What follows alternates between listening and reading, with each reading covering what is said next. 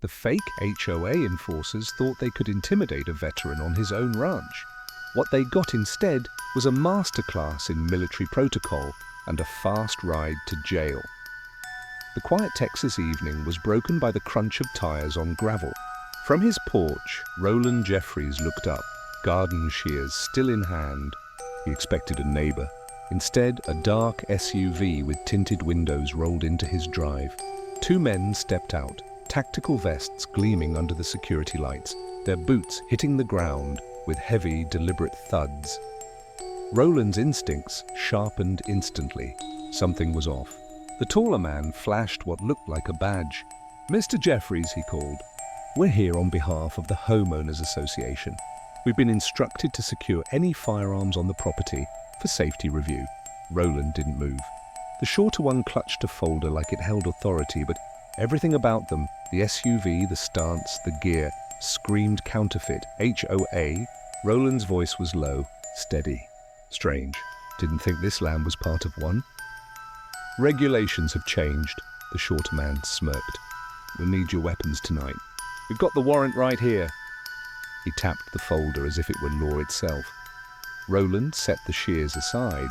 At 44, after 2 tours in Afghanistan as a logistics sergeant, he'd seen bluffs before. Smugglers, fakes, men trying to look official. "These two weren't convincing. Warrant, huh?" he said calmly. "Let's see it." The tall one stepped forward and handed over a sheet of paper. One glance was enough. Cheap font, pixelated signature, a blurry logo for a seal. Roland's jaw shifted. "Same sloppy forgery he'd seen 100 times overseas. You boys new at this?" Roland asked, almost amused. The shorter one bristled. "Just hand over the guns, Mr. Jeffries. No need to make this harder than it has to be." For a long moment, silence hung. Crickets filled the night air. Then Roland stood, slowly, deliberately. He didn't lead to posture. He was taller, broader, and carried the kind of authority you couldn't fake. "You come to my ranch after dark with fake badges and fake paperwork," Roland said slowly, his tone like steel. "You're lucky I don't treat you like intruders," the taller man shifted uneasily. Eyes darting toward the SUV, the shorter one tried to hold his ground. But Roland could see the tension building in his shoulders. Then Roland made his choice. No yelling, no rushing forward, just discipline. He unclipped the small remote from his belt and pressed a button. Instantly, floodlights roared to life, drenching the yard in a hard white glare. The quiet country night became bright as noon, every shadow stripped away. The imposters squinted, hands up to block the blaze. Roland's voice cut through the silence. "Let me be clear, I don't take kindly to strangers on my property. And I don't scare easy," the taller man muttered something under his breath. The shorter one tried to salvage the bluff, holding up the fake warrant higher as if light could make it real. Roland wasn't fooled. His training had already switched on. Assess the threat, control the ground, gather evidence, communicate clearly. He angled his stance so the small security camera above his porch door caught every second, then raised his voice, firm and measured. "You're on camera. Every word, every move. So if you're thinking of making this a bad night, think twice." The taller man exhaled sharply. The shorter one lowered the folder a fraction. They weren't used to this. Most targets probably folded under pressure. But Roland Jeffries wasn't most targets. At 6'1", with shoulders carved from years of army discipline, his presence filled the yard. Yet, behind that iron frame was a man who only wanted quiet evenings, the drone of cicadas, the rhythm of working the soil, the simple pride of calling the land his own. Palamosa hadn't always been his home. For years, the army had been. Kandahar, Helmand Province, forgotten FOBs scattered across Afghanistan. Roland had been a logistics sergeant, the man who kept supply chains alive under fire, who rationed food when convoys were cut off, who improvised when everything went sideways. Jeffries, his old CO, once told him, "You don't panic, you adapt." Those words stayed with him long after he traded camouflage for denim. After retirement, he gave city life a chance. An apartment in Phoenix, a short contract with a freight company.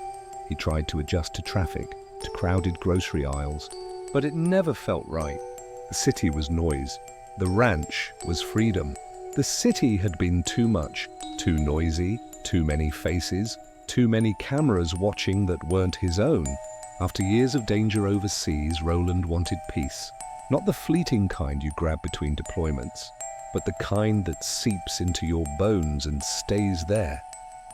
That peace came in the form of a ranch in Palamosa. Nearly 10 acres of open land, a modest single-story home, a detached barn, and a gravel driveway that curved off the county road like a ribbon. The price was fair, the land was solid, and most importantly, it was his. No chain of command, no landlords. Just open space and the right to breathe. The neighbors respected him, even if they knew little about his past. Roland wasn't the loudest man at community gatherings, but when he spoke, people listened. Janine Colburn, a retired nurse and his closest neighbor, Often checked in on him. You finally look at peace here, Roland, she said one afternoon, handing him a jar of homemade peach preserves. I try, he replied with a smile. But peace doesn't just happen. You've got to be ready to protect it. Janine didn't press, but she understood. Many evenings she'd see him walking the property line, not paranoid, just vigilant. Old habits die hard. Still, Roland found joy in the simple things. He tended a vegetable garden, raised a pair of cattle, and spent hours in his workshop restoring weather-beaten farm tools. He read military history, but also surprised neighbors by recommending books on philosophy. Preparation mattered, but so did understanding. Why people acted as they did, what pushed them toward fear or courage. Yet beneath the calm routine, a switch always waited. A part of him that never left Afghanistan. It could flip in an instant if something felt wrong. Roland never bragged about it, never wore it like a medal, but it was there, silent, patient, ready. He never expected that training to be tested again. Palamosa was peaceful, almost sleepy. Crime was rare. Doors stayed unlocked. That's why the SUV that rolled into his driveway 3 weeks ago felt like a ripple through still water. Nothing in his quiet ranch life had prepared him for imposters dressed as officials. He replayed that moment in his head afterward, the fake badge, the ill-fitting gear, the arrogance in their tone, and remembered how fast that switch flipped. 1 second he was oiling garden shears. The next, he was cataloguing every detail, the same way he once scanned hostile checkpoints overseas.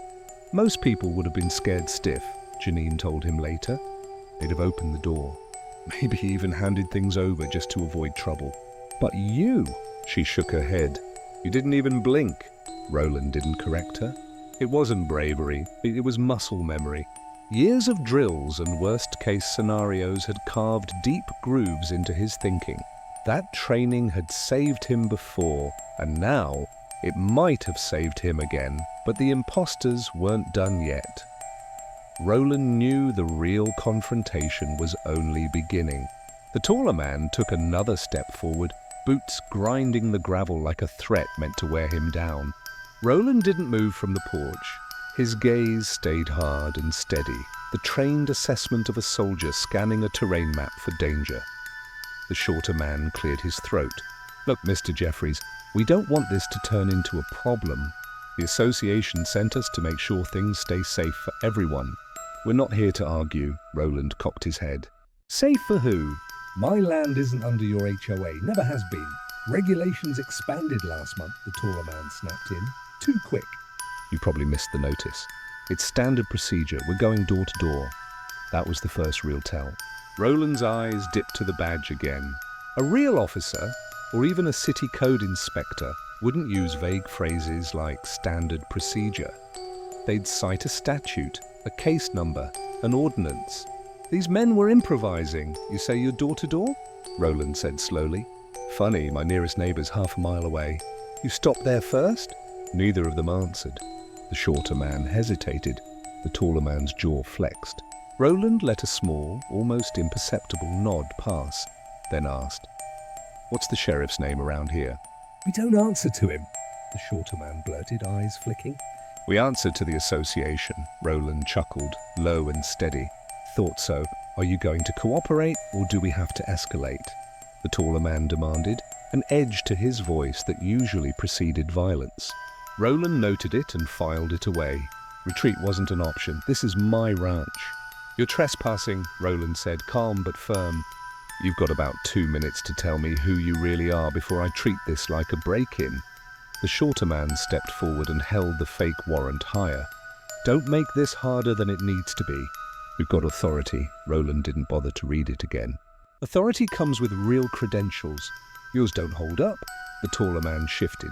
Roland caught the bulge under his vest, a holstered weapon carried without the ease of a trained officer, clumsy and insecure, like someone who believed a gun made him powerful. Roland made a quiet mental note and let it sit. Lowering his voice so they had to lean in, Roland asked one more thing. If this is official, why no squad cars? Why a black SUV with no front plates?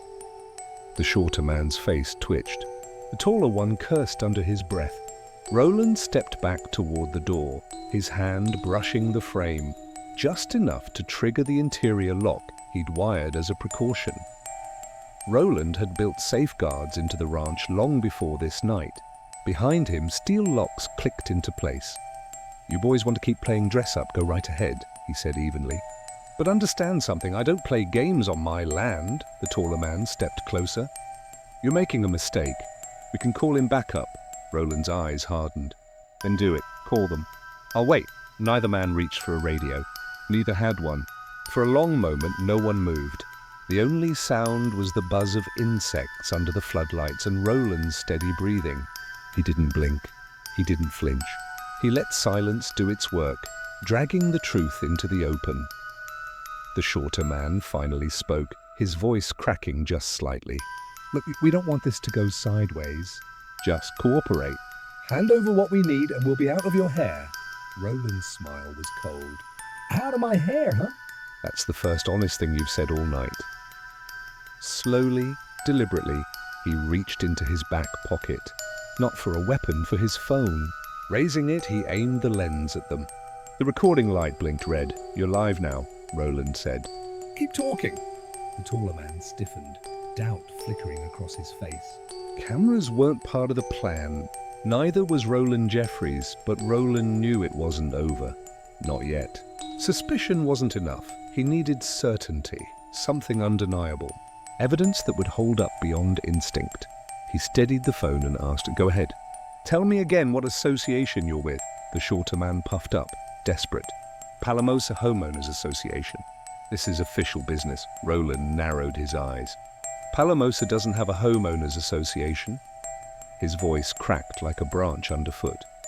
The taller man flinched, small, but Roland caught it.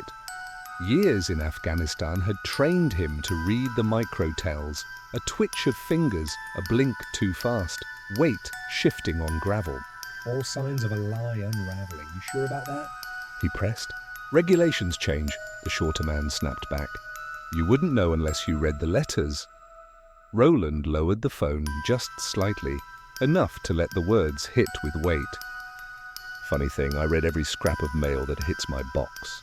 Not once did I see anything about an HOA. You want to explain that? Silence.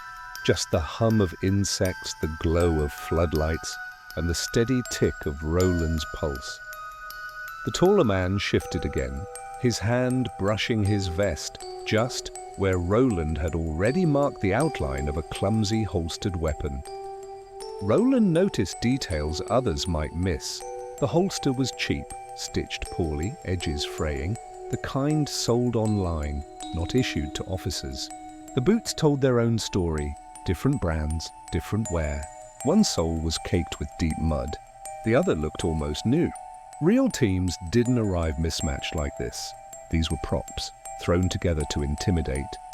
He nodded toward the folder. Let me see that again. The shorter man hesitated, then handed it over. Roland held the sheet under the floodlight.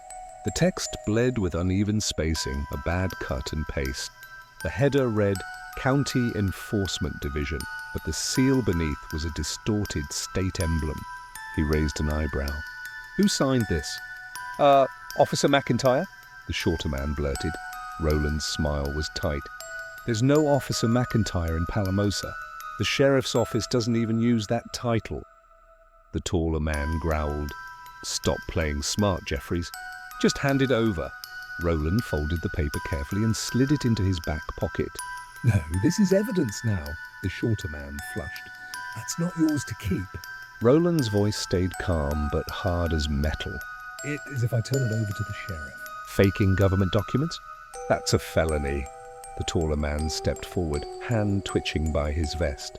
Roland didn't flinch, but inside his mind the old drills clicked on, postures he'd seen at hostile checkpoints, hands ready to escalate.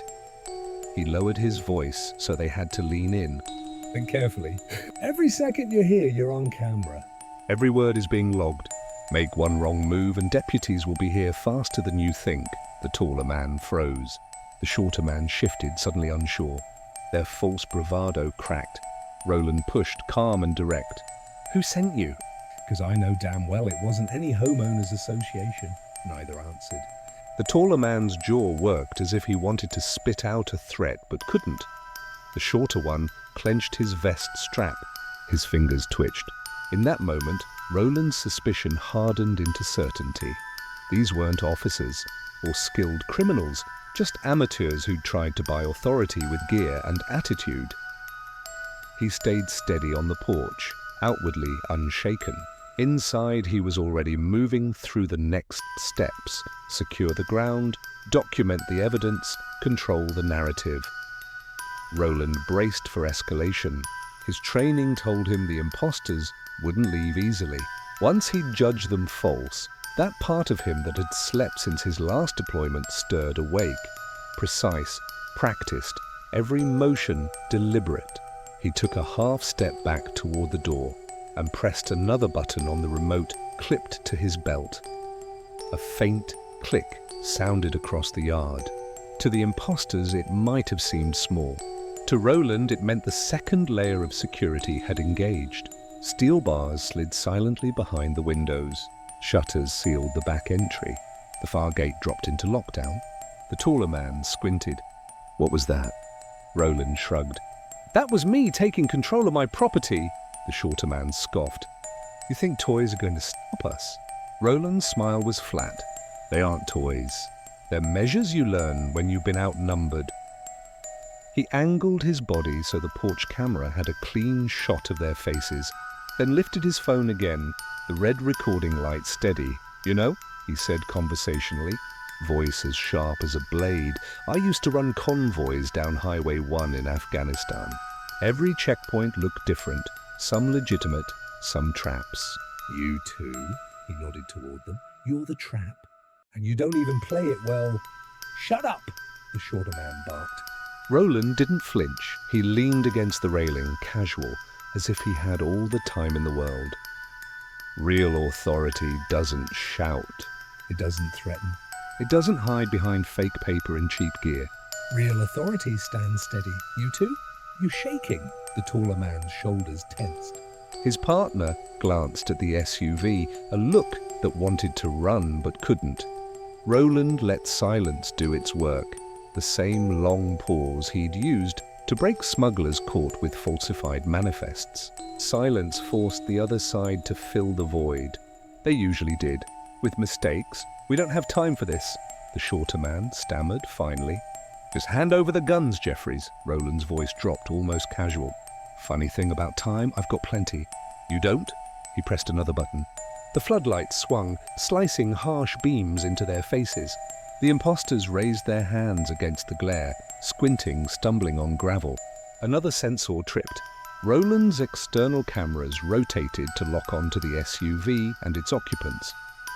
Together, the two men rocked with that dangerous mix, one losing his nerve, the other leaning toward violence. The taller man made the first real movement, a hard, sudden tug at his vest, as if to free his hand for the gun. It was clumsy, obvious. Roland didn't panic. He stepped off the porch with the slow economy of motion drilled into him by years of patrol and convoy work. No wasted energy, no theatrics. He closed the distance in 3 measured strides, planted his feet, and caught the taller man's wrist as it came up. He twisted, not hard, but precise, using leverage to pin the hand away from the holster. The man snarled and tried to wrench free. Roland's other hand found the man's elbow, bending it back and down until the pistol. Ride forward and skidded free from the Chief. Holster onto the gravel. At the same time, the shorter man lunged. More impulsive than coordinated, trying to grab at the dropped weapon. Roland's shoulder blocked him, and with a practiced sweep, he drove him off balance. The shorter man stumbled, arms flailing, and Roland used the momentum to bring him down onto one knee and press the phone's camera right into his face. The red light kept blinking. "Hands where I can see them," Roland said, voice flat and steady. "Now." They complied, because they had no plan that accounted for an opponent who could read their tells and move without drama. Roland moved quickly but deliberately, extracting a pair of plastic restraints from a small pouch by his belt, flex cuffs he'd kept for livestock emergencies and vehicle repairs, and slid them over the taller man's wrists. He worked fast, efficient, no cruelty, just control. The shorter man fumbled a protest and then fell quiet as the reality of the recording and the lock settled in. Roland crouched, pressed the phone closer and said, "Tell me who sent you." Say it on camera. The taller man spat out a name, a local developer's fixer, then froze, eyes darting between the cameras and the locked gate. The shorter man, breathless and ashamed, added details in clipped fragments. With each sentence, Roland's certainty hardened into the kind of evidence a prosecutor likes: motive, payment, and the fake paperwork all tied together. Only then did Roland dial. He kept the phone recording as he spoke to dispatch, calm, clear, giving location, describing suspects, and confirming he had them restrained. He didn't embellish. He let the recorded voices and the seized documents do the talking. By the time real deputies came rumbling up the driveway, marked cars, lights flashing for real, neighbors were already gathering at a safe distance, drawn by the commotion. Janine stood among them, jar of peach preserves forgotten in her hands, watching with a mixture of relief and awe. The deputies jumped from their vehicles, weapons trained, and Roland stepped back, hands visible, and briefed them in clipped sentences. The fake badge, the phony warrant, the recording, the restraints, the developer's name the men had given on camera. The deputies nodded, took custody, and read the suspects their rights. One of the younger officers gave Roland a look that mixed admiration and professional respect. "Smart to keep it recorded, sir," he said quietly. "You did good." Roland didn't feel like a hero. He felt tired and very alive.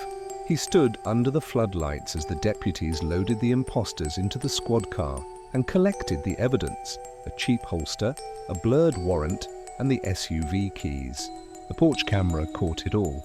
The county would have records now, footage, statements, and the men's own recorded words. Stater, when Janine came up the drive and handed him the jar, she said simply, "You kept your peace." Roland accepted the jar with a small, dry smile. "Kept it safe," he corrected. As the deputies drove off, Roland looked out over his land, barn, fence, the gate he'd locked down, and felt that old, steady satisfaction settle in. Peace, he knew, wasn't passive. It was defended. He'd done what was necessary to protect it. They were unstable. Roland adjusted his stance. One foot braced against the step, the other angled toward the door. His hand hovered near the porch railing, close enough to the heavy steel flashlight waiting there. "Not a weapon yet, but it could be. Think real hard before you move," he warned. His voice cut like wire. "I've spent my life reading men like you, and I can tell. Your bluff's almost out." The taller man snapped, "You don't know who we answer to?" Roland locked eyes with him, unblinking. "Then say it." "Who sent you?" Silence. The man opened his mouth, then shut it again. His partner shifted, weight rocking from one boot to the other, eyes flicking toward the SUV as if measuring the sprint. Roland pressed the opening. I'll tell you who's coming next, the sheriff.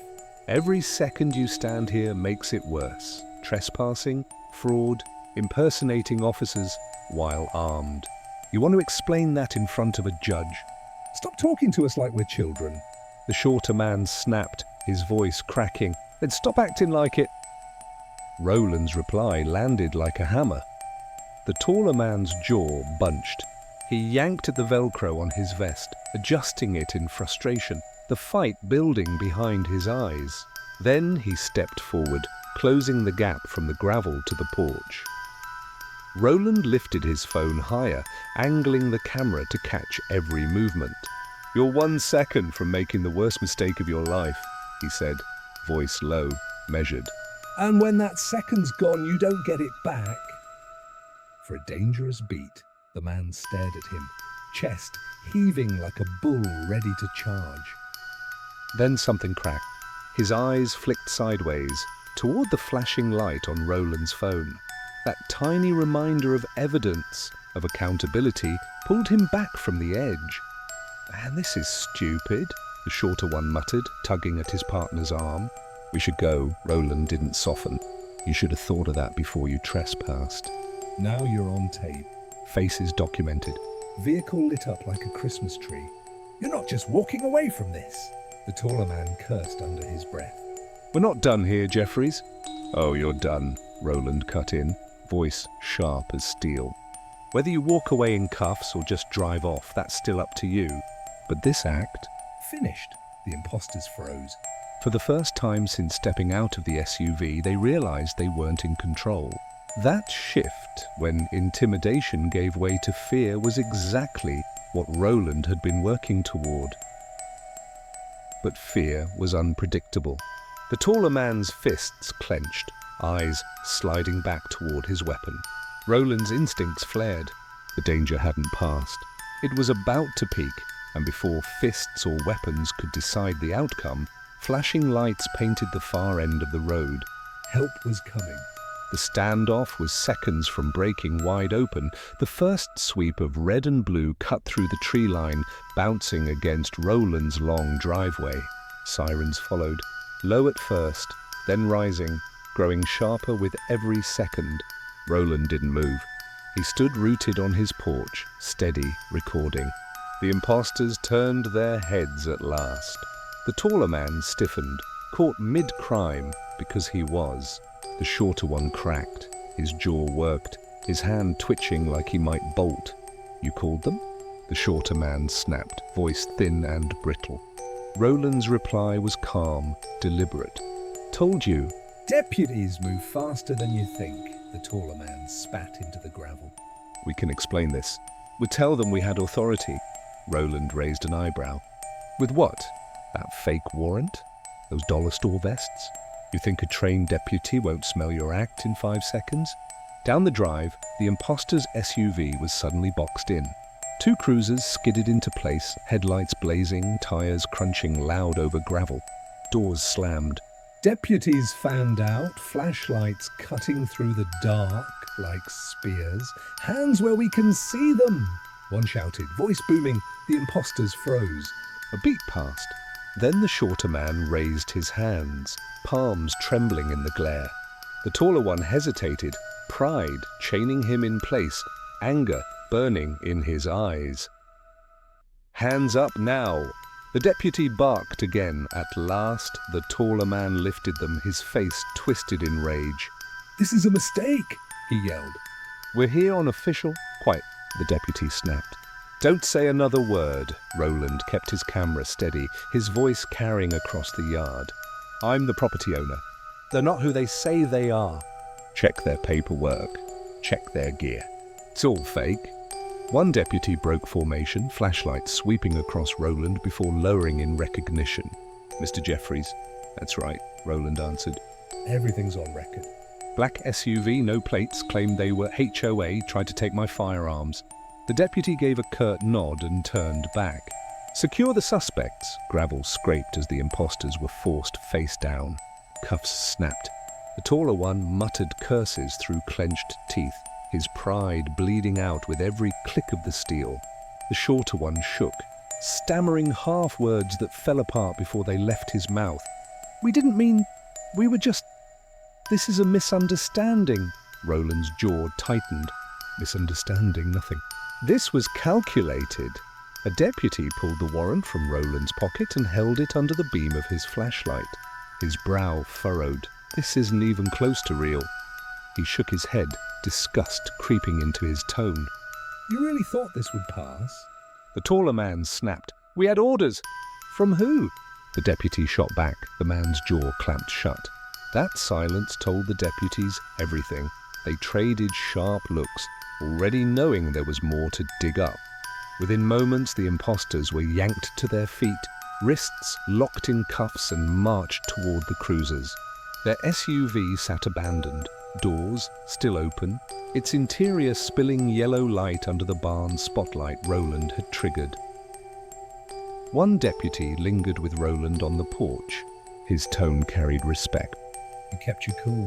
Most folks would have panicked. Maybe even gone for a weapon. Could have gone real bad. Roland shook his head. Panic never helps. I just used what I know. The deputy studied him a moment. "You military?" "Army," Roland confirmed. "Logistics, Sergeant. Spent enough years overseas to know a bluff when I see one." A low whistle escaped the deputy. "Good thing you did." These guys? They've been pulling the same stunts in the next county. Fake HOAs, phony utility checks. Anything to get folks to open the door. "You're the first one who flipped the script." Roland folded his arms, gaze fixed on the cruisers where the imposters sat, heads bowed, their bravado gone. "They picked the wrong driveway." "That they did," the deputy said with a tight smile. "But you may have just given us the evidence to tie a whole string of cases together. People have been robbed, threatened, worse. With this, we've got a trail." Roland's voice stayed calm, but his jaw set. "Glad I could help. But let's be clear, this could have gone the other way. Folks need to know how dangerous this is." The deputy nodded, scribbling in his pad. "We'll make sure they do." As the cruisers rolled off into the night, floodlights still blazed across Roland's land, bleaching every shadow. He didn't switch them off until the last taillight vanished down the county road. Then he stood in the silence, letting his pulse level out. But inside he knew this wasn't just about two imposters. It was about something larger, something that would ripple through the county before the sun came up. By morning, the ripples were already waves. Word of the standoff swept through Palamosa like wildfire. At the feed store, at the diner, even in church parking lots, the story spread. Armed men at Roland Jeffrey's door, fake papers, a black SUV boxed in by deputies. Each retelling sharpened the danger, each whisper carrying a heavier edge. Roland didn't care for gossip, but he knew it was only a matter of time before someone came to him. Sure enough, by mid-morning, Janine Colburn appeared at the edge of his drive. She carried a thermos of coffee in one hand and her dog's leash in the other. The dog tugged forward, eager to greet him, but Janine's face was pinched with worry. "I heard about last night," she said, her voice breaking a little as she drew closer. "Are you all right?" Roland gave a steady nod. I'm fine. Sheriff's deputies handled it. Janine shook her head, eyes shining. "Fine." Roland, you had armed men at your door. That's not fine. Roland didn't argue. He let the silence do the talking. Janine stepped onto the gravel, her dog circling her legs like a restless shadow.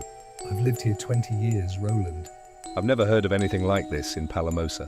We don't even lock our gates most of the time." And now... She stopped, pressing the thermos into his hand. "Now I don't know if I'll ever feel the same way again." Roland took the coffee, its warmth seeping into his calloused palms. "Oh, you'll feel the same again," he said at last. "But it takes preparation, awareness. Too many people think bad things can't happen in quiet places. They can. They just don't happen often, until they do." Janine's eyes flicked toward the barn, where the SUV sat under a tarp, waiting to be processed by deputies. "What if they'd come to my place instead?" she asked softly. "What if it had been me alone? No cameras, no training." Roland didn't sugarcoat it. That's why you don't open the door, just because someone flashes a badge. Real authority doesn't mind being checked. Real officers don't take it personally when you ask for proof, Janine exhaled shakily. I've trusted too much. Last month a man came by saying he was from the water utility. I let him onto my property without even thinking. What if... Then today you start thinking, Roland cut in gently. That's the lesson. Trust, but verify, always.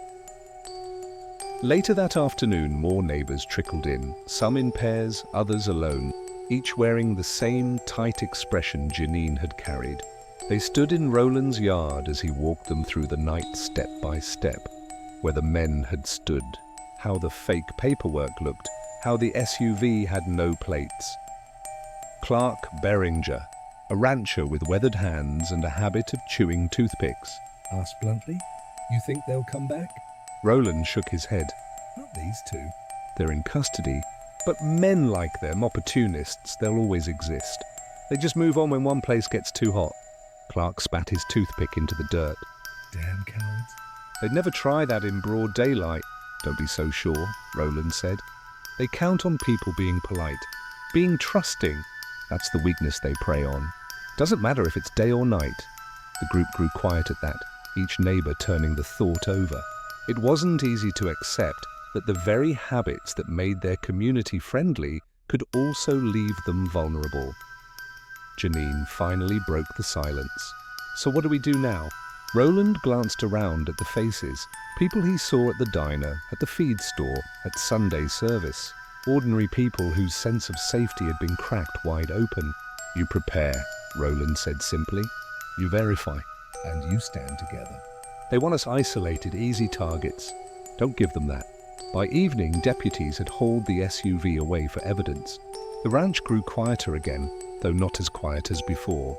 For the first time, Roland noticed how his neighbours lingered longer, glancing toward the end of the driveway, as if the shadows might still hold more imposters waiting to arrive. That night, Janine called him on the landline. Her voice was steadier, though still edged with fear. I just wanted to say thank you, Roland, for not letting them win. Roland leaned back in his chair, staring out the dark window. I didn't do it for thanks. I did it because survival's not about luck. It's about being ready. For a long moment, she said nothing. Then softly, I guess we all have to start being ready now. When he hung up, Roland sat alone with the thought. The peace he had worked so hard to carve out of this land would never feel the same again. But maybe that was the point. Peace was never meant to be passive. It had to be guarded, or it was gone, and the sheriff's warning still echoed in his mind.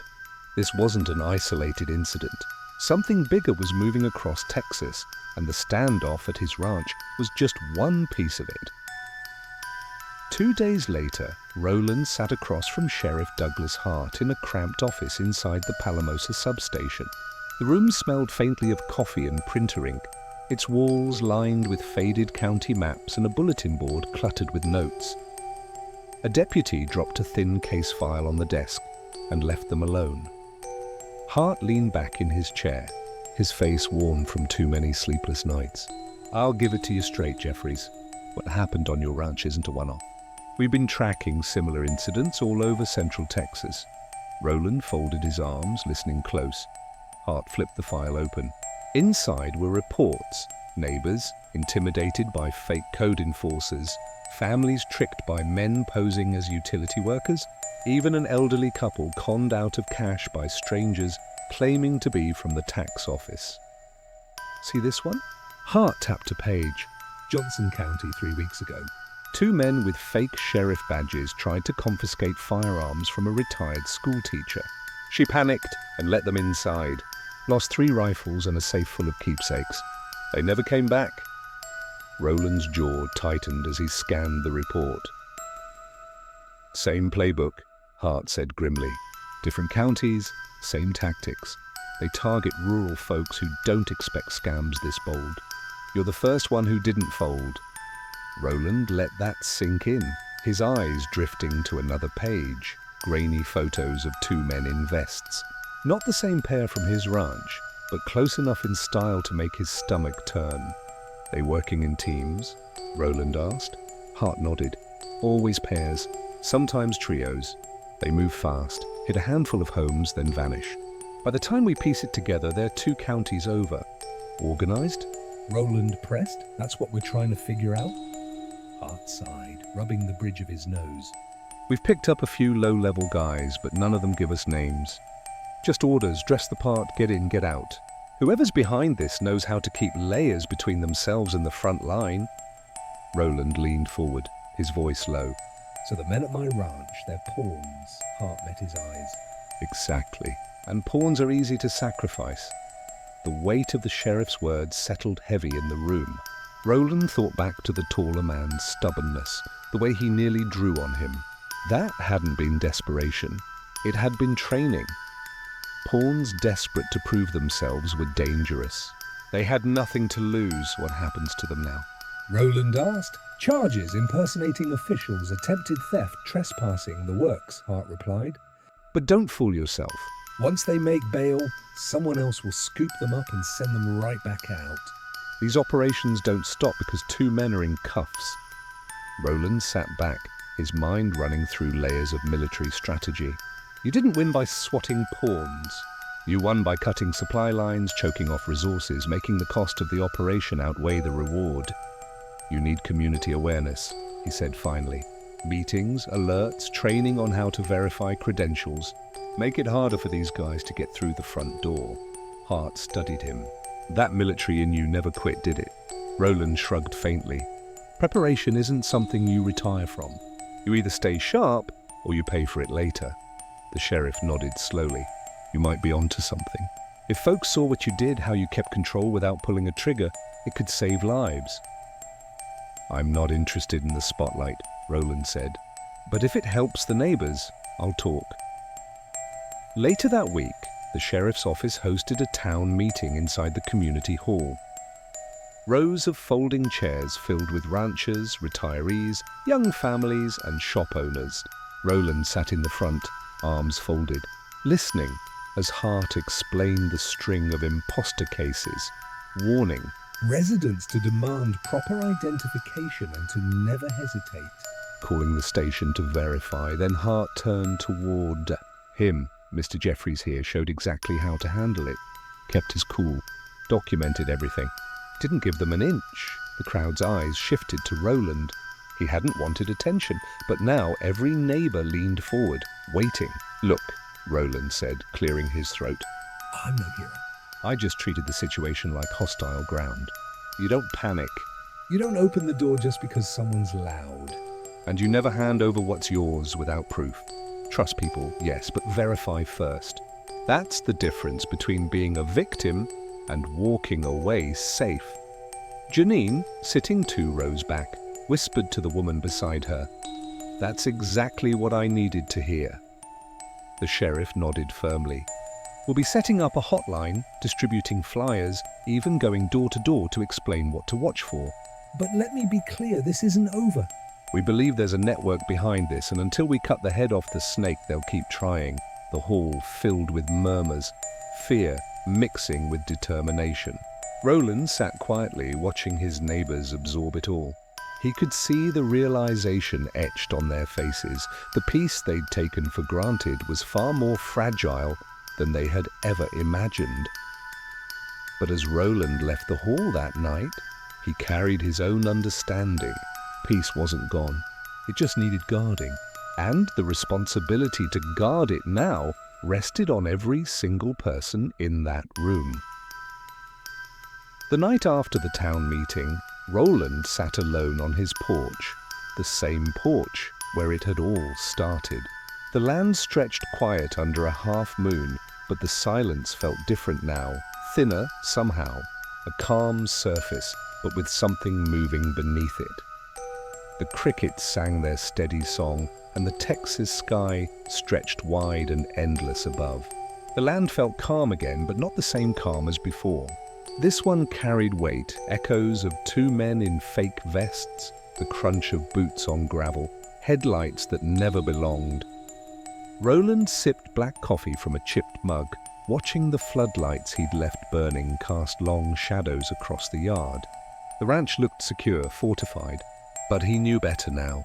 Security wasn't about lights or locks. It was about mindset, about never surrendering peace of mind to anyone flashing a badge that couldn't hold up under scrutiny. That evening, Janine called again. Her voice was steadier, though fear still lingered beneath it. "You gave people something to think about, Roland. We can't be so trusting anymore. We've all been too comfortable." He nodded silently, though she couldn't see. Comfort's fine, Janine. But comfort without caution? That's when people get hurt. She paused, then said softly, "You've changed how I see things. Thank you." When the line went quiet, Roland leaned back in his chair, letting the words settle. He hadn't set out to change anyone's perspective. He'd only done what he always did: assess, prepare, act.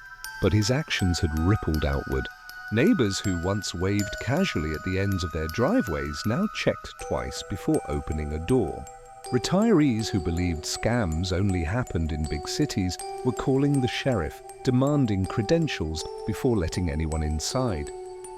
The imposters hadn't just tested Roland, they'd tested Palamosa. And though shaken, the community had come out stronger.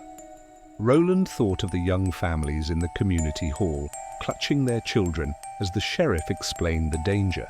He thought of Janine, admitting she'd once let a fake utility worker onto her land without a second thought. He thought of Clark Beringer spitting his toothpick into the dirt and muttering that cowards always prey on trust. Trust. The word echoed in Roland's mind. Trust was necessary. No community could survive without it. But blind trust, that was a weakness predators sought out. The lesson was simple, but hard to accept. Peace doesn't last unless you guard it.